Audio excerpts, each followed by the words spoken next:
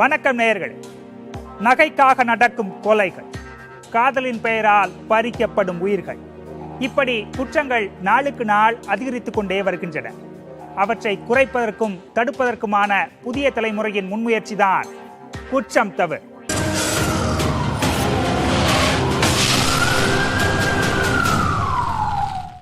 நல்லாசிரியர் ஆக வேண்டும் என்ற லட்சியத்துடன் வாழ்ந்து வந்த இளம் பெண்ணை ஒருதலை காதலால் கொடூரமாக கொலை செய்திருக்கிறார் கல்லூரி மாணவர் ஒருவர்.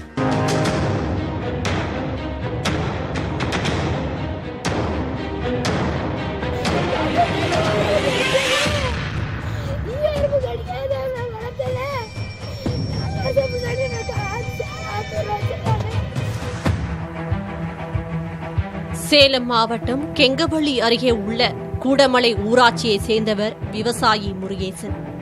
இவருக்கு ஜெயலட்சுமி என்ற மனைவியும், நந்தினி, ரோஜா என்ற மகள்களும், விஜய் என்ற மகனும் உள்ளனர்.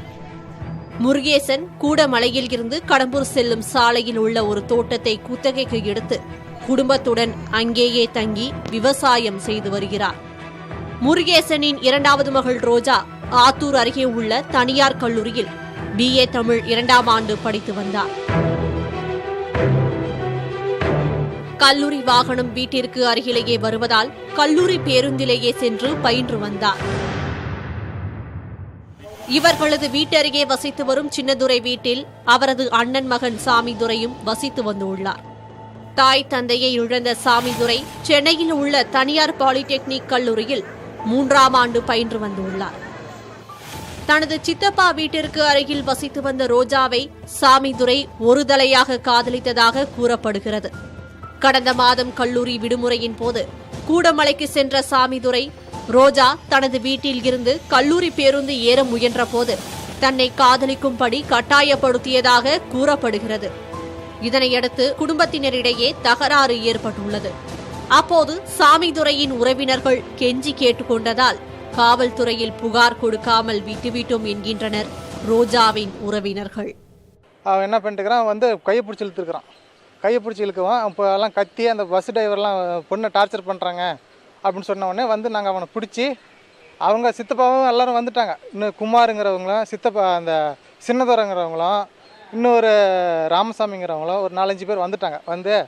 எங்கள் பையன் பண்ண தப்பு தான், உங்கள் பொண்ணை கையை பிடிச்சி இழுத்த தப்பு தான், இனிமேல் இந்த மாதிரி நடக்காது அப்படின்னு சொன்ன உடனே கேஸ் கொடுத்துறாதீங்க. இல்லைங்க, நாங்கள் கேஸ் கொடுக்குறோம், என் பொண்ணை இந்த மாதிரி பண்ணலாங்களா அப்படின்னு சொன்னதுக்கு, இல்லை கேஸ் எல்லாம் கொடுக்காதீங்க, ஒரு பையனோட வாழ்க்கை கெட்டு போயிடும் அப்படின்னு சொன்ன உடனே அவனை மன்னிச்சு விட்டுருங்க, 100க்கு 100 இனிமேல் நாங்கள் இந்த தப்பு பண்ணாத அளவுக்கு பார்த்துக்குறோம், உங்கள் பொண்ணு விஷயத்தில் தப்பு பண்ணாத அளவுக்கு நாங்கள் பார்த்துக்குறோம் அப்படின்னு சொன்ன உடனே விட்டாச்சுங்க.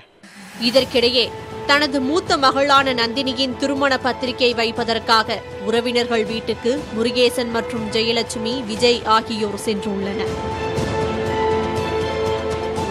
வீட்டில் நந்தினி, ரோஜா மட்டுமே இருந்துள்ளனர்.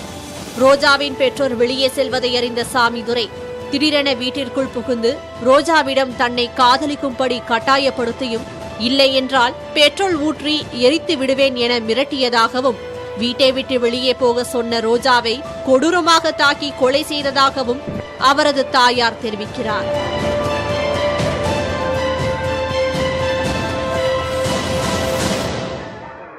அடுத்து இப்படின்னு ஓடி வந்தேன். பார்த்தா என் பொண்ணுங்க போய் தூக்குனா ஒண்ணுமே இல்லைங்க, ஒண்ணுமே இல்லை.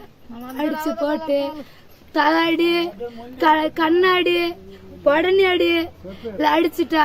நான் இவங்கெல்லாம் பைசல பேசுனால நான் நம்பி இருந்துட்டேன். நான் பிள்ளைய எப்பயும் போல இருந்துட்டேன். இந்நிலையில் தன் மீதும் பெட்ரோல் இருந்ததால் சாமிதுரை தனது பேண்ட் சட்டையை கழற்றி வீசிவிட்டு செல்போனை அங்கேயே போட்டுவிட்டு அரை நிர்வாணமாக அங்கிருந்து தப்பி சென்றுள்ளான். தகவலறிந்து வந்த ஆத்தூர் DSP ராமச்சந்திரன் நிகழ்விடத்தில் விசாரணை மேற்கொண்டார். தலைமறைவான சாமிதுரையை 4 தனிப்படைகள் அமைத்து காவலர்கள் தேடி வருகின்றனர்.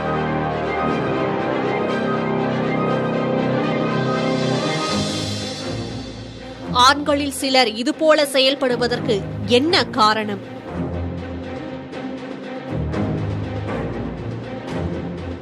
ஏன் இந்த நிராகரிப்பை எடுத்துக்க முடியல அப்படின்னா இவங்களுடைய கோர் பிலீஃப்ஸ், அதாவது தன்னுடைய அடிப்படை நம்பிக்கைகள்னு இருக்கு இல்லையா, இதை வந்து சவால் விடுற மாதிரி இருக்குது, தன்னோட ஆண்மையே சவால் விடுற மாதிரி ஒரு சுச்சுவேஷனில் தான் இருக்குது. ஸோ இவங்க ரிஜெக்ட் பண்ணுறது என்னையே வேணான்னு சொல்லிட்டா, என்னை வந்து ஐம் அன்லவபிள் அப்படின்ற மாதிரி அவங்களுடைய கோர் பிலீஃபை வந்துட்டு அசர்டன் பண்ணுற மாதிரி இருக்குது இந்த நிராகரிப்பு. ஸோ இதனாலேயும் வந்து இந்த சம்பவங்கள் நடக்கிறதுக்கு வாய்ப்பு இருக்குது. படித்து சிறந்த ஆசிரியராக வர வேண்டும் என்ற ரோஜாவின் பெருங்கனவை ஒருதலை பட்ச காதலால் சிதைத்திருக்கிறான் ஒரு இளைஞன். பெண்கள் விரும்பாத காதல் என்றுமே நிலைக்காது என்பதை எப்போது உணரப் போகிறார்கள் சாமிதுரை போன்ற இளைஞர்கள்? புதிய தலைமுறைக்காக செய்தியாளர்கள் ரவி மற்றும் மோகன்ராஜ்.